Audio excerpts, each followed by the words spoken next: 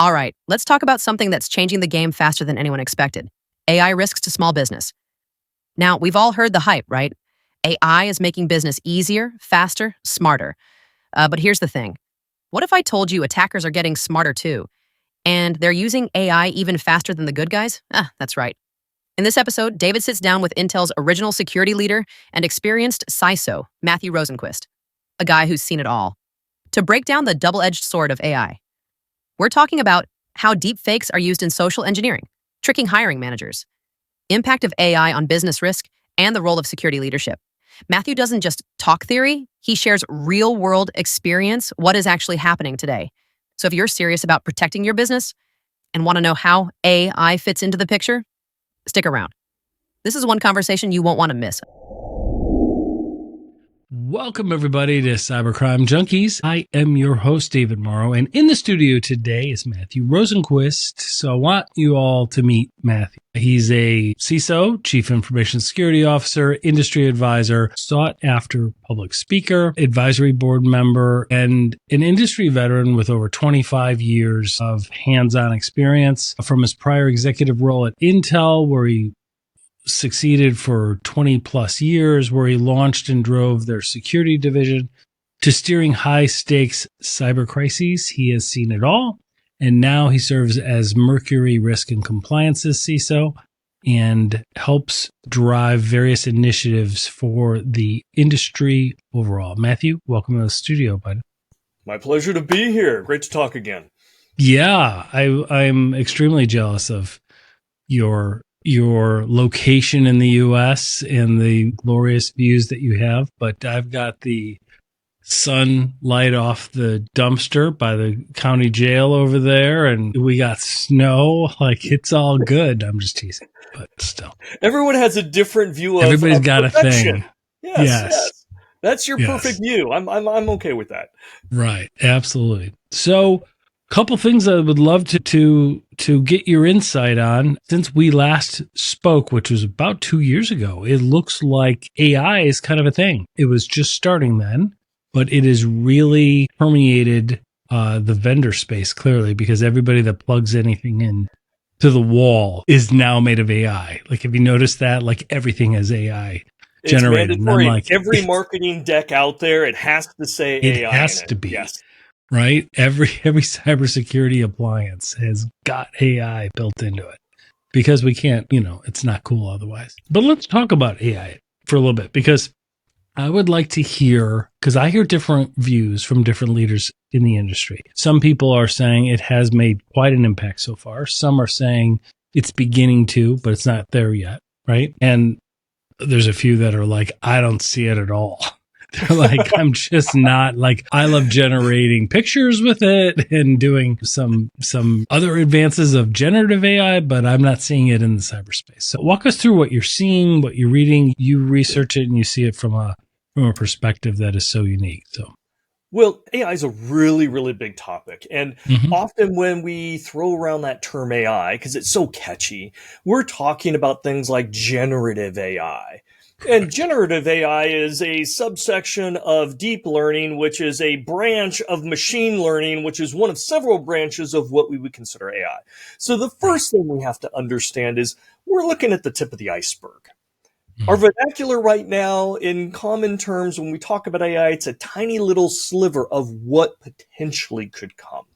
So if we narrow our view just to that, and we talk about generative AI, and maybe even we want to talk a little bit about agentic AI, which is kind of that next little sliver that's coming into view, we can still see some incredibly interesting things happen.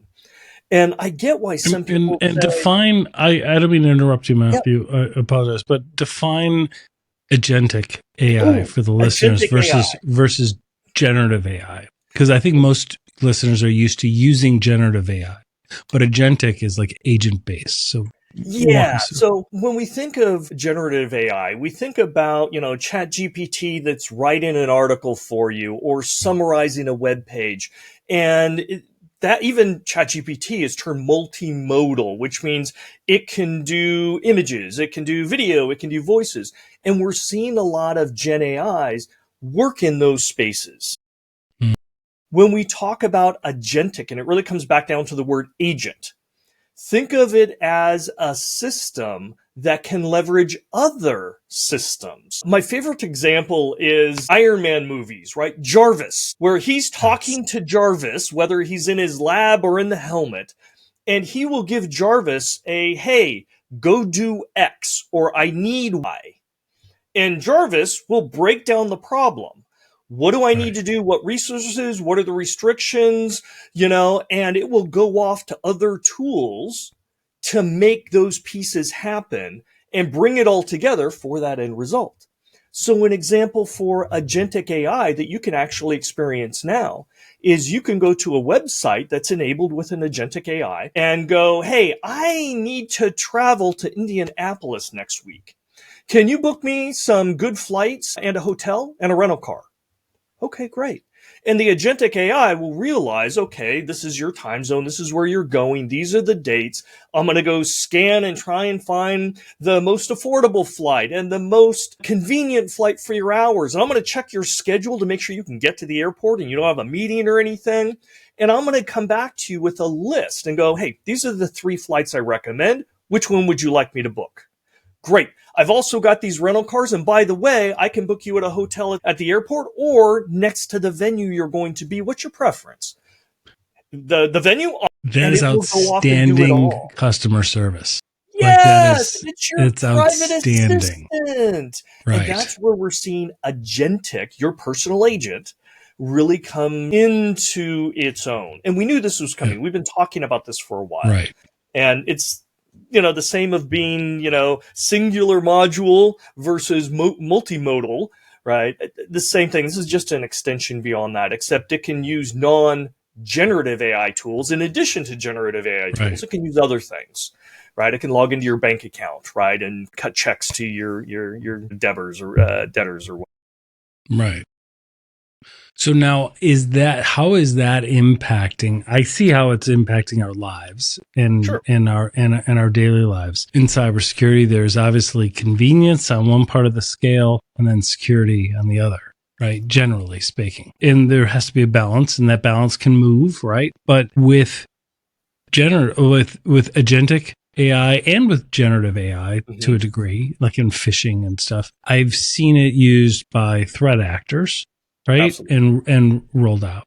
What are we seeing from defenders? Like, are we able to, when I think of like a SIM platform and analyzing logs and finding anomalies, like is AI getting us better at that? Because as a manual task, sometimes we miss things. But first off, we have to understand AI, regardless of whether it's generative or agentic or the next, it's a tool. Right. And if tools are useful, they get used a lot.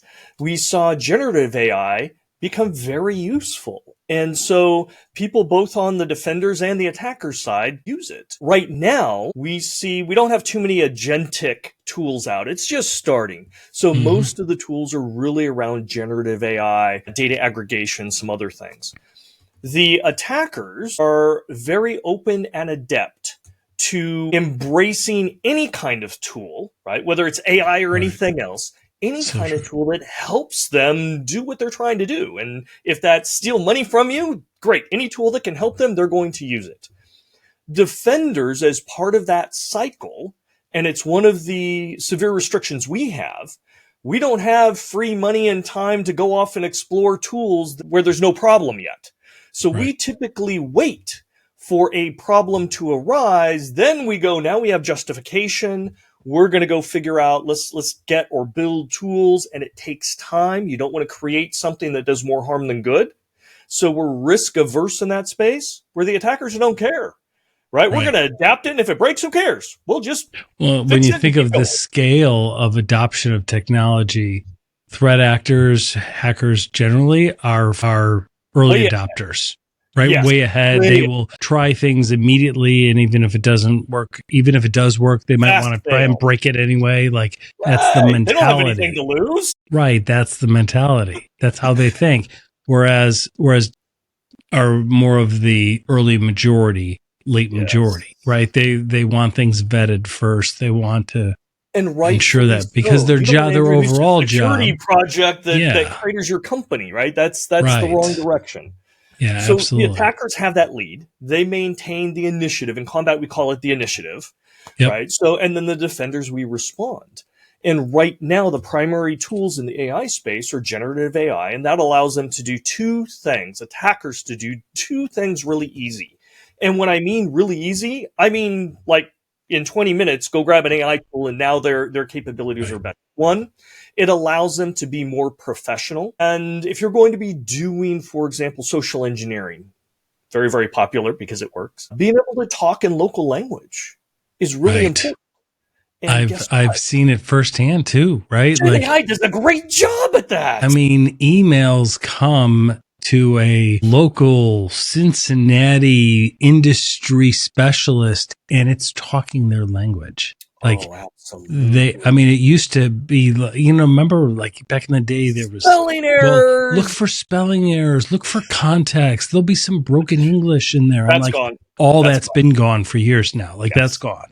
Right. It is really, really good. And you can then do things not only better, right, in scale there. You can say, hey, I need to spoof a FedEx email. And the Gen AI will generate a perfect image and the logo and everything and have the wording just right. Put in the correct links and everything else. So the quality of what they can produce automatically jumps up, which is scary for us defenders and victims. The other thing it allows a scalability of attacks because it can now do this very quickly. And instead of having an agent in some third world country having to type this out and only be able to send out a few hundred of these, you can have, pools of computers doing these and send out millions. Right. So millions of high quality going out, and we're going to see evolutions beyond that to where, and we'll see it by the end of this year, it won't be generic. It will be specific to you. It will be calling references to what you did last weekend because it's following your social media page. Things like that. And that will become even more difficult, one, to detect and filter, and two, to truly understand, is this malicious or not? Right. It gives the attackers the advantage. And now that they have that advantage, we get to the back half of that cycle. As soon as we see more impacts because of this, we can't just hire 50 more frontline tier 1 analysts to try and filter all this stuff out. It doesn't work. It doesn't scale. It's not affordable. It's not a good business decision. We need a better tool. Well, the tool that's creating all this stuff can also, that same technology and innovation can be used potentially to detect and filter that stuff. So by default, we are now in a position where we have to elevate to the same level of the attackers using very similar tools. And those who fail to do that will be overwhelmed and severely impacted by the attackers because they maintain that initiative. Absolutely. Quick side note, I met with a business owner of it's a small business, and they were hiring for 4 positions. And asked them how technology challenges did they have, whatever. And they went on and said, well, I don't know if you're aware of this thing, but like AI in hiring is a big issue now. And I'm like, oh no, walk me through it. And they weren't talking about from the recruiter end, right? They were explaining to me AI deepfakes and how they'll do a job post. They will get resumes that are not only good, they're perfect. They're perfect. Like this person has all the right experience in exactly what we do.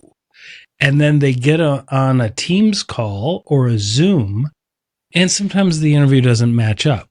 The person is there. It matches the background check that they did because that's a stolen identity, right? So it matches the background that they did, but they're not able to actually give some of more color facts around what actually happened and how they did these projects that actually would be so relevant to us, right? So that's where they're falling right now. But I was shocked to actually hear that that was the biggest challenge. I mean, this is something we've been talking about in the industry for years. I mean, the FBI warned about it back in July 22, but this is becoming, I mean, it hit a small business in the Midwest. Like, that's pretty much mainstream at this point then. Like, deepfakes are a risk, but we need to keep an eye on, there is fear because it's interesting and sexy to talk about it. And then there should be fear based on, well, what are the real numbers telling us? Do we see deepfakes impacting companies? Absolutely. We see it in the hiring process. We see it in business email compromise, basically fraud. You know, I'm going to masquerade as wire the CFO transfers, or stuff CEO, like that. wire transfers, you know, all this kind of things. We do see it in there, but it's a really small percentage. Very small, minuscule small. Right. That's the way I've always looked at it. It's a lot of manpower. Yeah. The traditional methods actually work a lot better, right? The SMS phishing, the email phishing, the phishing where it sends you to a web page, get your credentials and log in. There's a lot of automation behind that. And that's where the vast majority of attacks are actually still coming from, because they're easier, they're faster, they're more scalable, and they still work. And if you're an attacker, why would you stop that and try and effort these high manual processes of trying to get this deep fake in? And it becomes simply a discussion about what's more cost effective to the attacker. And to them, unless you have a specific target. I think, it depends on maybe what their motive is. Like, if their motive is to actually get the job, and they're working at like one of those call centers, and their goal is actually to get the job and then do enough for a year until they get fired for a year, and then just draw the income, and that's the actual crime. Okay, that very well could be like their motive, but you're right. That is not the bulk of data breaches. But they're not using deep fakes. What they do, and I'll tell you how to do it if you want to get into this, because it's really easy. You can go out to these markets and simply hire an expert. And there are these crime forums, and you can hire them for, $100, and they will then take the interview for you. Right? It'll be on the phone. Maybe it'll be with a video. It might be a little blurry, bad connection. Yeah, there's always some socially acceptable excuse. Right. Yeah. And they'll answer every question perfectly because they're an expert. But then they drop out of the picture. They get their, and you've got to actually do the work. You get the job, and you don't show up to meetings, whatever. You're going to get paid for a few weeks to a few months, and then they're going to fire you. But you do that at 7 or 8 at a time. Right. One of my clients actually had this come in, and I had trained the company about this. And so the engineering manager, he went and interviewed somebody, perfect candidate. Yep. And the first meeting they had, he came in and actually came on a video bridge, and this was the first time he saw him, and started talking. And the manager said, "Your accent, it's different. Can you tell me?" And started asking him a couple more questions. And this guy went blank and ghosted, never came back. Right. But he knew that this was a likelihood, and he spotted it. And, kudos to this engineering manager. He was on it, and he immediately called me. He's like, "Matthew, yeah, exactly what you said happened." And, we vetted him on day one. We have not even cut him a check yet, and he's not getting one. He's done. Right. We didn't even send him the laptop yet. He's not getting that either. So that's good. But it's easier to do that. It's a small investment. You can contract with people to be that interviewee. They make the money, and the criminals get the job, and they get the longer term split out of it. So that we see a lot. But I do agree that when you think of the hacker mind and you think of the motive, they really are looking for what they can scale, what they can get the most traction out of. And that's a very manual. That is more fraud for smaller groups that are being targeted or that are targeting, etc. So really what we're seeing is the leveraging and scale of it. And so when we're talking about that, and we're talking about communicating that to business owners, like, how do we explain the value of cybersecurity? to stakeholders in a business, CEO, boards, things like that. You've talked quite a bit about value being a blind spot in cybersecurity, and I'd really like to get your insight on. Yeah, unfortunately, trying to communicate the value of something that may not have happened yet, something bad, is really, really challenging, right? You can say, hey, I can protect you against something which may or may not occur. And even if you do invest me, you believe me, right? And you give me $1 million or $10 or whatever, and I go institute something, put something in place, and nothing bad happens. And nothing happens. And nothing would have happened anyway? And it was just a waste of that $1 million? Or did I actually save $2 million because it would have happened twice? Yeah, what do you say to that? No way to tell. That's a really good point. And that is something I see in the industry all the time. I mean, it's, you know, people are looking at you like, okay, I see, but is it belts and suspenders? Is it all of like, are we doing too much? I mean, we haven't had a breach yet, or we haven't had anything bad that we couldn't handle. Why do I have to do this? Yeah. So what do you say to them? How do we do it? How do you explain your risk appetite? Businesses already deal with all sorts of risk. They deal with competitive risk and financial risk and market risk. So from that perspective, it's not like they're coming to the discussion with nothing.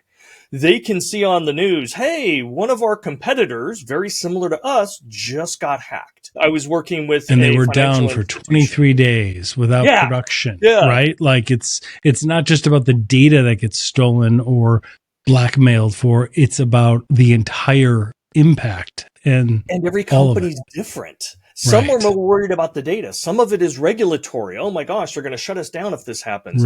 Others is, hey, it's our brand.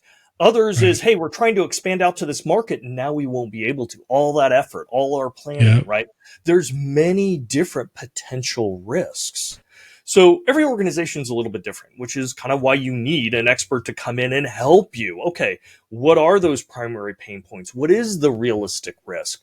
And then let's also filter out some of that noise, right? It's not just the fears that we inherently have in many cases. It's also some of these security vendors and offerings, they're amplifying that fear, whether it's real or not. Because again, you can't disprove it. Push FUD. So let me say, I'll save you $1 billion. Nobody can disprove me. So there's a lot of FUD out there, fear, uncertainty, and doubt. And we have to be able to filter through that. And that's why having a great CISO, having a great security leader that can have those discussions, that can understand the real risks, that can understand the actual value of security initiatives. And it won't be all or nothing. Right? Which a lot of boards sometimes want. Hey, we need security, so we want zero security impact. We want zero risk. We don't understand all that. We just want zero. Well, that's really not possible, right? Even if you gave me 10x what your company makes in a year, you still can't reduce it down to zero. And you probably don't want to do that. So it's not zero. It's not 100. It's somewhere in the middle. Let's figure out what that is.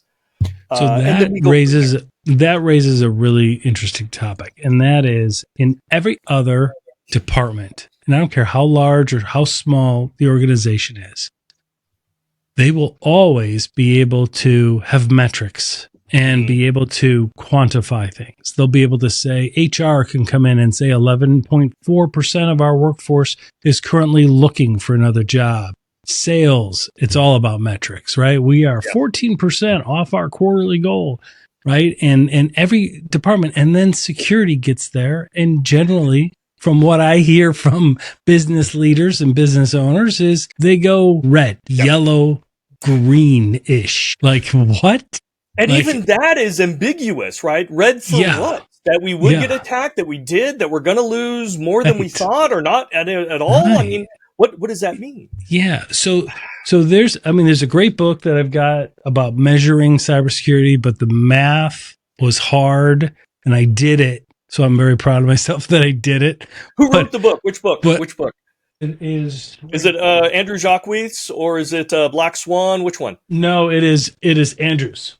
Oh, Andrew Jacques. So Yep, Andrew is awesome, it and is. he's been in the cybersecurity I don't metrics know game where it went. I'm probably sorry. longer than anybody else. He's one of the original people as part of a cybersecurity metrics forum group about 20 years ago. And these Wow, that's top phenomenal. minds. And I was fortunate enough to get invited, and basically I presented my doctoral thesis to them, Huh? and they tried to poke holes in it and everything, and it was great. And I got to be part of the team years and years and years ago. But So cool. it's tough because, again, as we're talking about it, you can't, in almost all industries, you can measure success, right? You can Right. measure it. How much did your sales go up? How much more money did net profit, or things of that sort? In cybersecurity, you can't. The only thing Right. we can measure is what bad things happen. And Mm-hmm. it's like in physics. You cannot measure cold in physics. You can only measure heat. You can't Right. measure darkness in physics. You can You only can measure measure light. light. And in cybersecurity, you can't measure the things that didn't happen, right? The things you avoided or minimized. Right. All you can measure are the things that did, the bad things, the pain, the inconvenience, the things you wanted to avoid. And Right. so inherently, it is a much more difficult proposition in being able to quantify what we call the return on security investment, the ROSI. It's not impossible. And that's actually what I kind of did my informal thesis on, is how do you measure that? And there are virtually no good ways out there to be able Do to you do that. start with a baseline? Do you start with like a No, you baseline of can't use here's baseline. here's where you are today? You know. Baselines only work if your rate of chaos or change isn't very high. So for Uh, very static environments, getting a baseline, it works great. The insurance industry, right? When you right. look at earthquakes, 100-year floods, or whatever, they Right. have actuary data, which means data of stuff that Correct. actually happened. And they see it's pretty constant. And that's how they know how much to charge you, because they know how often it's going to happen. So they run metrics like, annual rate of occurrence and single loss expectancy to calculate annual loss expectancy. And that works great as long as you don't have a lot of chaos in the system. If that line, that expectation is varying in orders of magnitude, your model goes out the window. Right. And we actually talked with the insurance industry almost 25 years ago. And we said, hey, the level of chaos here, the actuary model simply does not work. And they kind of brushed us off and said, you guys don't know what you're talking about. We have the best actuaries in the world. We do this. This is our industry. We can chart cybersecurity, no problem. And they've failed every year since. And they've now, You mean maybe the the big ones have gotten cyber away from that. insurance? Yeah, the cyber insurance industry. Yeah, that has Yes. not fared very well in the last No, few it years at isn't. all. And Right. think about it. When you buy a normal insurance industry, let's say, or insurance policy, let's say a home insurance or business insurance, Right. there are some exclusions by default, Right. right? Act of war, for example, because you can't Right. really predict that and that can cause damage. Right. Act of deity, whatever one you Right. believe in. If it's consider an act, a tornado comes down or whatever, or something weird, right? They will exclude that because it's certain Right. levels of chaos. And when it comes down to war, which is interesting, it comes down to a very, very highly unpredictable element: people. Right. And that's what we see in cybersecurity.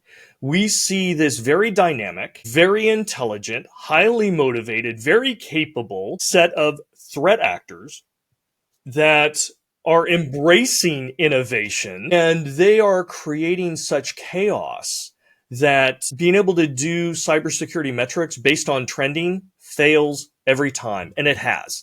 You can do it for short periods of time, Yeah. but not for long periods of time. You could do it like during a certain campaign, right? Like through threat intelligence, you see certain campaigns that are targeting certain things with certain tools. Yes. You know this is coming, like the Move It breach, and like there are certain things you can identify and hone in on and get pretty specific. But being able to look at the past and say we have an X percentage of likelihood that that'll happen next year, that's virtually impossible, isn't it? It is impossible now. It's impossible based upon the orders of magnitude that you're willing to be wrong.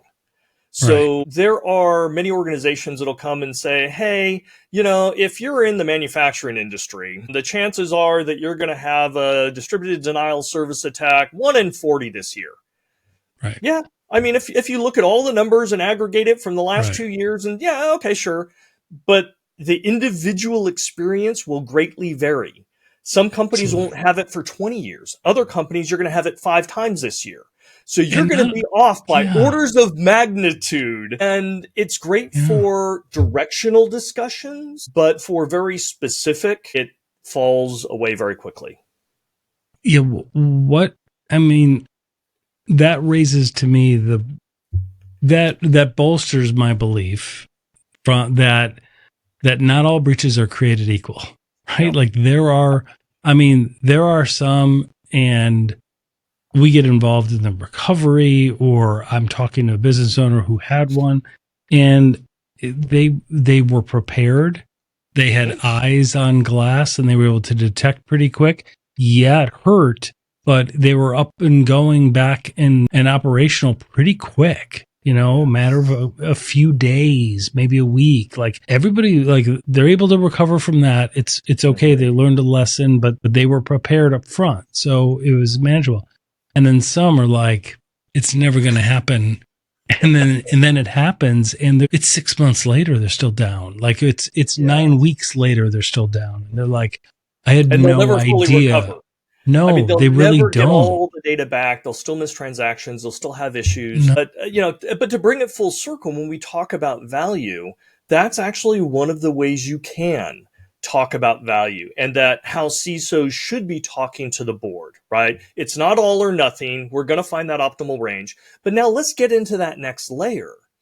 So because I talk to a lot of boards, and we go through these exercises with the CISO, and, I'll throw out there and go, hey, board members, are you okay with once every 3 years losing 1 million of your customer records? Because if you are okay, your security budget can actually go down. Right. And they're like, oh, I'd love our security budget to go down because it keeps going up every year. But no, we're not good with that. Oh, okay. Well, what about 500,000 every 4 years? Right. And we start having these discussions. And invariably, somebody says, well, I want 0. Okay, great. It's going to cost you 50 times the revenue of your entire company. Right. And I can get you to 0. Right. Or I can just turn off all the servers. I can get you to 0 that way too. I was going to say, we could just unplug. Yeah. And they're like, no, okay, no. All right, it's more than that. So let's have that conversation. Let's think about that. And then we can talk about recovery. If we do get hit, let's say a denial of service or a ransomware, are you okay with being down for 2 days? And they may go, yeah. I mean, if it's just 2 days and we're back up and running, yeah, we can do that. Okay, this is what it's going to cost for that. And then somebody will go, well, you know what? I mean, we could be down for 3 days and would probably still be okay. How much would that reduce our expenditure and security? I can bring down the cost or the friction to our users and everybody else down to this level. And you start to now see at the executive level, the C-suite and the boards going, this is what I do. I do trade-offs for business. Now I start to understand security, and now I've got some dials I can turn. I can lead this organization. I can set the goals. The CISO is going to go execute to them, right? But I can set those goals. And from a CISO's perspective, if the expectation is 0 bad things will happen, you're living on borrowed time, because you're going to lose at some point, and you're already brushing up your resume. You already know it, right? But if you have a situation where the board or the C-suite, the CEO goes, 50 records lost, once every 9 months, 50 records. Okay, sure. I mean, great. When we have a data breach and 48 records are lost, it's not the career-ending move. Right. You go and go, yeah, hey, we had 1 loss in the last, 9 months. It was 40 records. And that's well within our goals. Win. That is a win for a CISO. Yeah. And if you're not positioning yourself as a CISO where you can show wins, all you can show are losses. So you have to have that intelligent discussion. And both sides of the CISO, the security people, and the leadership people have to come together to be able to understand it. What are a lot of CISOs focused on when they're talking about boards? I mean, when they're talking to boards, what are they? Are they mostly saying, is it too technical most times? Is it that they're explaining our tool sets or our SOC or our outsourced SOC, whatever it is? They caught these vulnerabilities. We fixed X number of vulnerabilities. We caught, we stopped 15 breaches by this, and this because we caught them after they got in and we got them out or something like that. So I'm going to make a whole bunch of people, my peers, very angry with me, but that's what my goal is. The truth here. is the truth. So there's no growth without pain. So let's talk about this. Yeah. There are some excellent CISOs out there that know how to communicate with boards. They're on boards, right? Mm-hmm. And they do very, very well. I was just talking with Rinki Sethi, and she's fantastic. We just did a podcast together. Great. But you're talking a sliver of the vast majority of CISOs out there have those capabilities. The vast majority of CISOs, my brethren, right, have come up through the technology ranks. Right. They were an engineer, they were an architect, and then they were an engineering manager, and then they were a security architect, and eventually they were elevated to a CISO role. And at that point, their whole background is technology, and they see it in alerts and code and vulnerabilities and this and that. They are only looking at part of the problem. So they don't tend to look at the processes. They don't look at the policies. They don't look at behaviors. They don't actually truly understand who's attacking them or why, right? But they're looking at the defensive technologies, and that's what they're really good at, right? I mean, really good at. There's a reason why they were elevated compared to others. But that isn't the whole picture. And now you put them in a position of business leadership. When you have a C and an O at the end of your title, you're not a technologist. You are now a business leader. And you put them in front or as part of an organization of these business leaders making business decisions. And they don't have the skills. They don't have the vocabulary. They don't understand how these groups operate. And they need to operate well. And so the least worst case is the CISO is quiet and just absorb things, but really isn't adding anything to it. Other people are speaking for them. Okay? The worst case is they are flooding a audience with technology and charts, and this is how many alerts we had, and this is the firewall rules, and all these things. Boards aren't technical. They're not supposed to be technical. And so you are then alienating yourself. And I get called in by boards to help translate with the CISO. I help mentor CISOs. And if you're going in, and I had one CISO the other day, they were going to go present to the board. And they had 63 slides that they wanted to present. Let me stop them right there. That is not a good way of engaging an audience ever. Right? Like let me fire up this monitor. Is everybody able to see? I've got 63 slides of a bunch of crap that nobody cares about. You're done before you started. Yes. Well, because look, they care. Right? I think the issue is too, they're too close to the fire, right? Like they want to report on what they're seeing as opposed to understanding the context that security plays in the overall business. And then when the business is talking about initiatives, how will security play in that role? And identify that and show, hey, last time we met, you were running this initiative, security was going to play this role. We did that and we executed under budget, or we did that at budget, right? And it's like, that's what the board wants to hear. That's what's interesting. Like their interest is the initiative. It's not the security piece of the initiative. That's a component of it, but the goal is the initiative. So identifying we were part of the initiative, we did our part, we came in as we said. Here's the other initiative. Well, it has to be tied to that business goal, right? To the initiative, just like you're saying. And so if a security person is going in there and talking about all these alerts or, hey, we closed, 57 critical vulnerabilities, that's not what the board's like, okay, I have, my primary goals are expansion into Europe, maintaining my margins, average selling price, and revenue per quarter. Tell me, okay, you've done all these, you say vulnerability. How has it impacted any of these things? Right. And if you can't bridge that discussion, right? If you go in and say, I closed 57 vulnerabilities, that means nothing to them. That's interesting. Show me a chart. I don't care. If you go in and say, I protected our ability to be able to expand to Europe because we're now compliant with their cybersecurity regulations. Got it. Exactly. That is a business value you've just shown that security's contributed to. I don't care how many vulnerabilities. That's exactly right. I don't care how many lines you had to fix. You enabled that initiative, that business initiative. Now you're That's talking, exactly right. We made sure that we were compliant with all of the controls so that we could expand our CMMC business. Well, CMMC, like whatever it is, or we attain level 2 this year as opposed to level 1 because we did all of these controls and managed all these vulnerabilities. Helping marketing. That's now in our marketing materials, and that's 11% uptick in closing business deals because we have that new certification. Exactly right. 11% boost. I love it. I love it. That's my return on investing in you and your security program.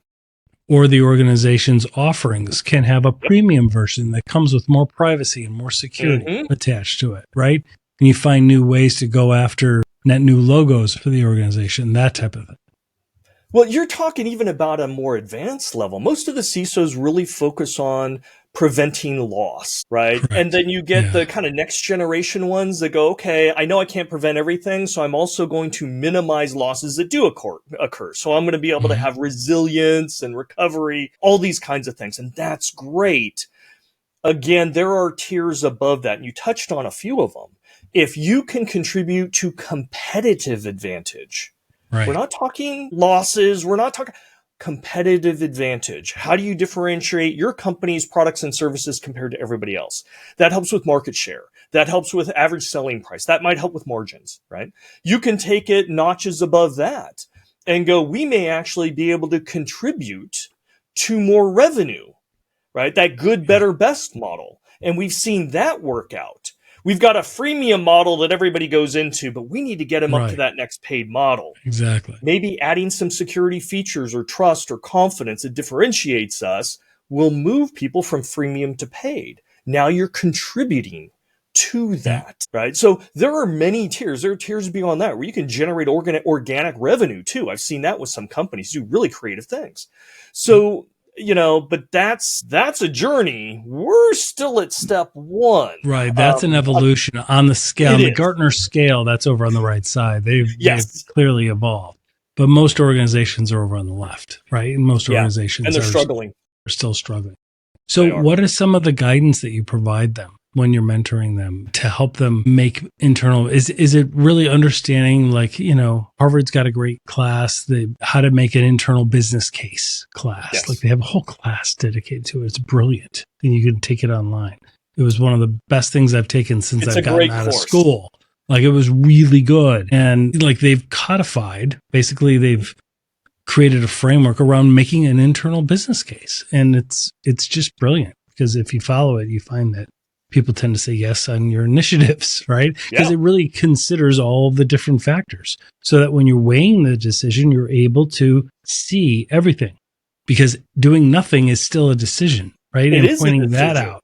Have metrics behind it, even if you're going to do nothing, right? Exactly. You don't want to do this? That's okay. Here's what's going to happen. X%, X%, X%. You've got metrics behind it. Yes. Yeah.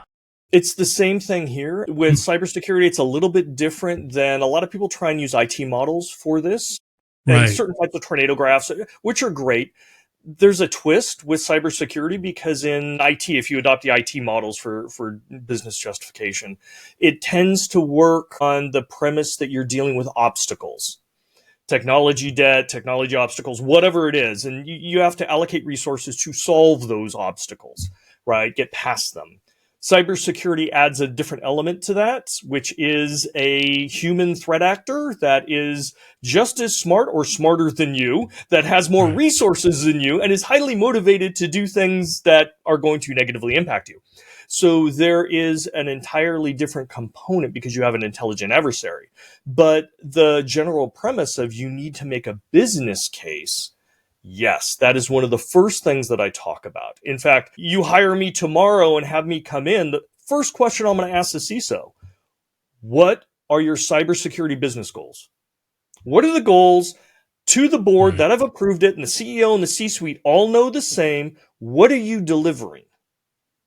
Right? And if they say, "Oh, I'm delivering a new SIEM and we're changing out the firewalls and everything," I'm like, "Nope, that is tactical. That may be an objective or a mission you have, but that isn't the goal." There has to be a reason for investing that time, that money, that effort, and the friction you're putting your customers, your suppliers, your vendors, and your employees through, because security always comes with some level of friction. What's the justification? That's the opposite part of the scale from convenience, right? Convenience, no security on things, we can freely use it. Like it works great. It go fast, break things, right? On the other side is clamping things down and causing friction so that you can continue to do this, right? Yes. Like, and if you don't have goals that everybody agrees to, then you're going to be introducing friction that people don't respect or want. You're going to be consuming resources that may actually be better spent somewhere else. And that's a detriment to your company, your shareholders, everybody. So, we always start with, do you have good goals? That's number one. The other thing, especially in talking at all levels, other than other security people, is you have to be able to tell a good story. Because you can say, I love that. That is one of the things. Yeah. A friend of mine is one of the CISOs with Zurich, and he always talks about stories that are told to boards and leadership and being able to tell a good, bear in the woods story, or like something like, the bear's the hacker. We got to get out. And, like something that at least they're like, okay, kind of a corny story, but I get it. Like I get what the proposed initiative is going to do for us. And depending on how good you are at it, right, it can be tremendously powerful. So I had one client and he said, "Hey, I'm going to be talking about all these vulnerabilities and, us potentially getting hacked and everything." And I said, "You're going to lose them." I said, "I get it. I can see those vulnerabilities. I know what systems they go to. I know the dependencies you have on that. I know how it's going to impact. I know what the attackers are going to do with that access. I get it, but your audience doesn't." So we switched that around, and I had them instead go in and say, "Hey, here's our top 3 risks. The first risk is from," so I'm going to change it up a little bit so I don't give anything away, is from organized cyber criminals that are particularly targeting our industry, let's say healthcare or finance or whatever, our industry, and they're using these methods. They're using social engineering to do all these bad things. And at the end of the day, they end up taking down the company for days or weeks. That's our first one, right? Are these organized cyber criminals? They're not the ones in the hoodies in the basement. They're a professional business. They have HR, departments. They're hiring. And, and here's, risk number 2, and here's risk number 3. And the board members go, "I get it. Okay, this really bad group of people are targeting our industry. They're using these things, and this is our big risk. Okay, that's our number 1. Okay, got it. And then, and we're closing these gaps. We've got a program. We're going to reduce our risks by 80%. It's going to take 4 weeks. We're on it. We're going to come back. We're going to talk about that." And they get it. And if you would have instead gone in with the 5 pages of vulnerabilities in various systems, they would have been lost, right? You can't go in with an Excel spreadsheet and scroll through CVSS ratings. You just can't do it. Right? Exactly but you told them a story, and it resonated. They didn't have to be technical experts. They didn't even have to be security or risk experts. They get it, right? You now have their support. Even if they don't understand what you're going to do, they know you're on it, and they know you know what you're going to do. They're just going to hold you to the end result.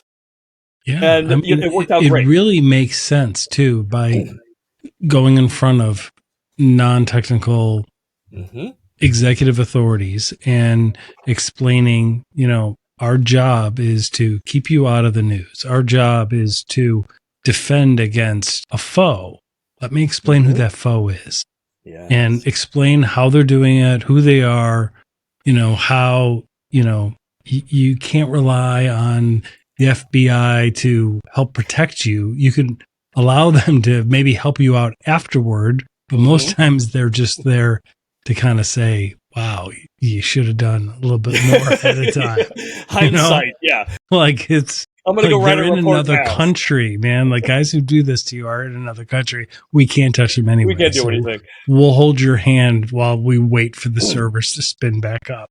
Like, but I think painting that picture and really explaining it is brilliant, right?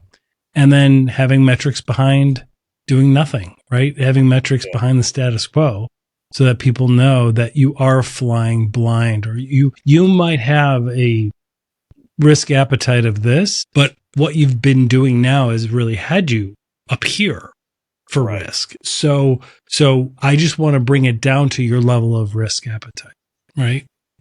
And then finding metrics and ways to measure that, right? Which is tough effectively sometimes. Measure that. Right.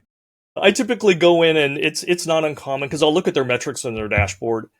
I would say for almost every client I've ever had, between 70 to 80% of the metrics, they're pretty. They're absolutely worthless. Right. And so my number one question, whenever I pick out a metric, I will go, what decision does this help somebody make? And if they say, well, it shows, nope, stop right there. That's not a decision. Right? What decision? Even if it is, hey, we're doing the right thing, or we're doing the best thing now, we're not going to change. That's a decision. Okay, great. Tell me what decision. Because if it does not support a decision, it may look pretty, right? It may seem really cool and make you look cool or your department look cool or whatever. It's worthless. You are wasting time generating that metric, and then you're wasting audience time by trying to purport that it's somehow meaningful, and it isn't. Right. And the metric I hate the worst, which looks so cool though, right? I'm sure you've seen this. You have a map of the globe and you see all these live attacks coming in, different IP addresses from different countries and different colors. And it is sexy. That's the quintessential threat map, right? Yes, like everybody. Yes. It is, and everybody loves it. One, they all have one, right? I've talked with vendors about it. We bought a company that had it, in their lobby, and I'm like, "This is eye candy. It's worthless. It's worthless." Yes. They're like, "No, it's awesome. All our customers love it." I said, "You're marketing to something, but from a practicality perspective, it means nothing." And I said, "You see all these attacks here coming from Asia right now, right? Live. What are you going to do about that? Are you going to close your networks to Asia?" Right. Well, no. Exactly. What are you going to do? It's interesting to watch. You could sit here and be mesmerized all day long, but you will not make a fundamental change because of some individual or group of attacks. You're not going to do it, which means this is worthless. Mm-hmm. That's exactly right. It's like when anybody wants you to get involved in a business and they're like, but this industry is a $50 billion industry. Don't you want a piece of that? I'm like, that's not real. Like what you have to know what this business does. How is this business going to market? Like it's about narrowing the scope of the focus, really. It is. We have enough distractions in cybersecurity. We need to focus on the real things, the real attackers, the real risks, and not be sidetracked. And I don't know if you can answer this, but when you're looking to measure an organization's risk appetite, right? And what are some of the things that you generally look at? Like, I know it's going to be different for every business, but it is. What are the things that you generally want to start tracking so you can put some measurement behind it? Yeah. So it all goes back to the discussion of goals, right? So what kind of industry are you in? Are you in an industry where your most critical thing is your intellectual property? Or is it the uptime of your web page for services to your customers or whatever? But in general, regulatory compliance, normally there's a critical metric around that. And the more regulations in your industry, the more important that particular metric is. So regulatory compliance typically falls in somewhere in that, for greater or worse. Uptime of services for most organizations, that is very important. I have worked with some that are like, no, we shut down at 5:00. We manufacture stuff and we only operate half shifts. So if someone brings us down for a week, okay, so we'll run full shift for another week. That's fine, right?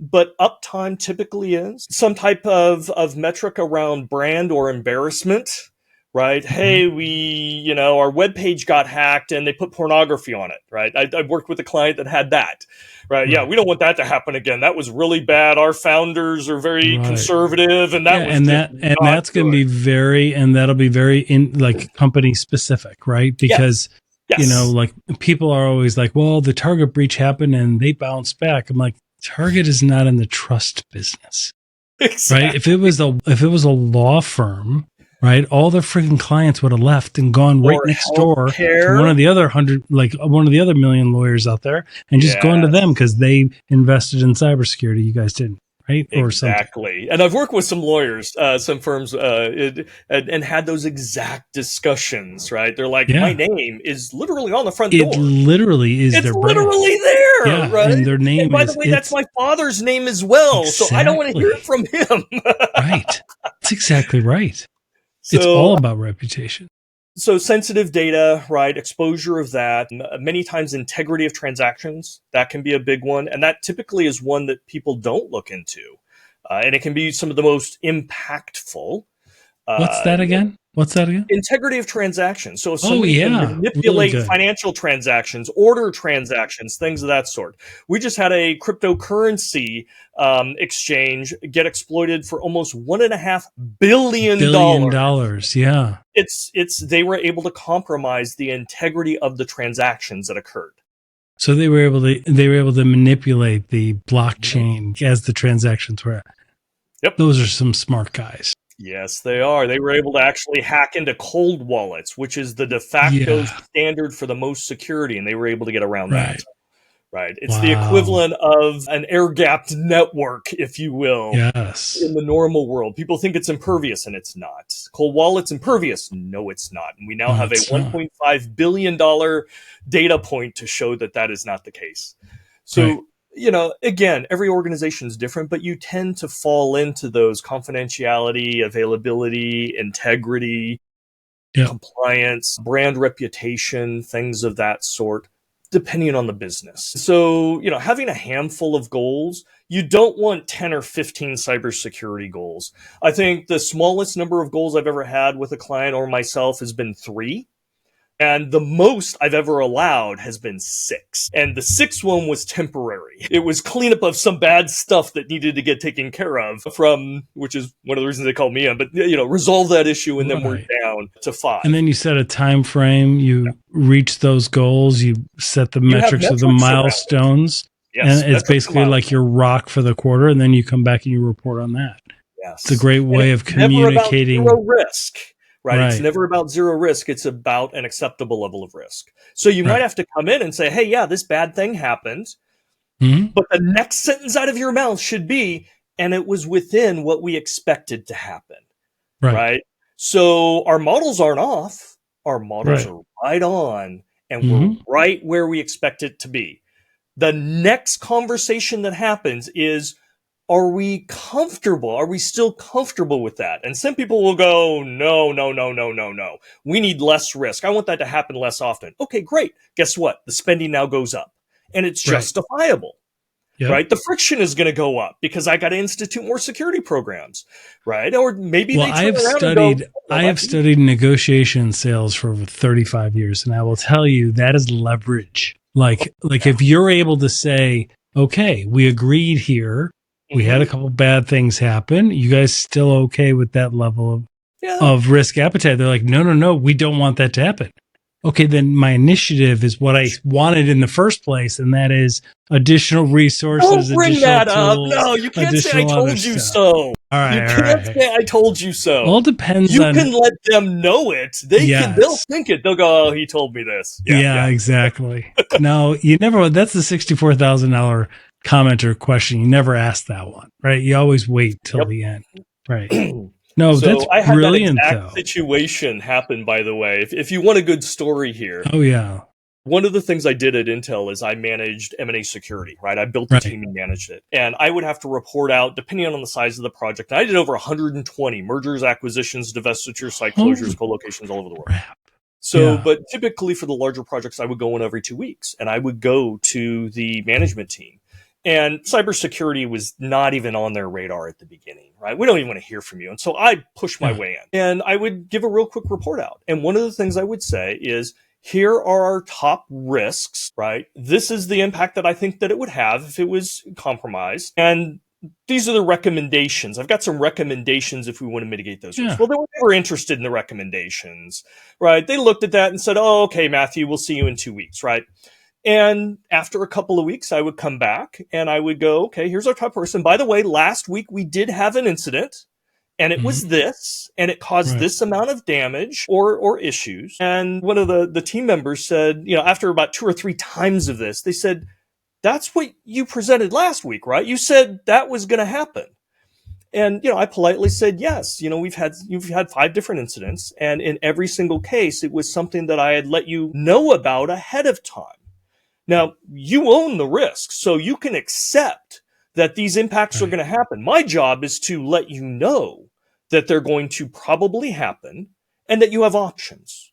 And up until this point, you're not interested in the options. That's fine. You own the risk. You've been duly informed. Right. And they're like, okay, hold on. No, They're like, exactly right. What are the threats again this week? And because what they want is they want 0 incidents and spend the least amount of money, right? We know that's what they want, and we don't blame them for wanting that. No, the issue is, how do we make it happen? Because we can't make 0 happen. But how do we advise them of, you're at this percentage of this risk? And that's really where the storytelling and everything really helps communicate that. And it built my credibility, because there was not an incident that happened that I hadn't predicted that this was one of the most likely things to happen. And there's no BS factor. There's no misalignment. That's the way to handle it. But from you then should really coach CISOs. I don't know what you're doing during your day job, but you really should. I think you got some good ideas there. From then on, I would go in and present, and they're like, okay, go ahead and take care of those risks. We'll sign off on whatever it is you need to go take care of those risks. And the bad things stopped happening. That's the next project, same group of people. Yep, Rosenquist is going to present. We're just going to approve that and let him go do what he does. And we don't have to worry. That's phenomenal. Well, Matthew, we will have links to your information, sites, your company in the show notes. Thank you so much for your time. I want to be respectful of your time. I will tell you, I always enjoy it not being the smartest guy in the room. And I always like having you on because I know I'm not. Like, I'm learning so much. You flatter me, sir. Dude, I'm like writing things I'm waiting down. for the other shoe to drop. What do you want? What do you want? Every time you're on, I learn so much. It really helps. So thank you so much for your time. Thanks for your insight. Keep doing what you're doing, and we will talk again soon. My pleasure. Thanks, buddy.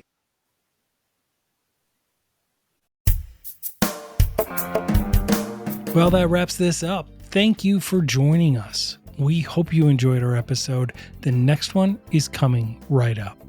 We appreciate you making this an award-winning podcast and downloading on Apple and Spotify and subscribing to our YouTube channel. This is Cybercrime Junkies, and we thank you for watching.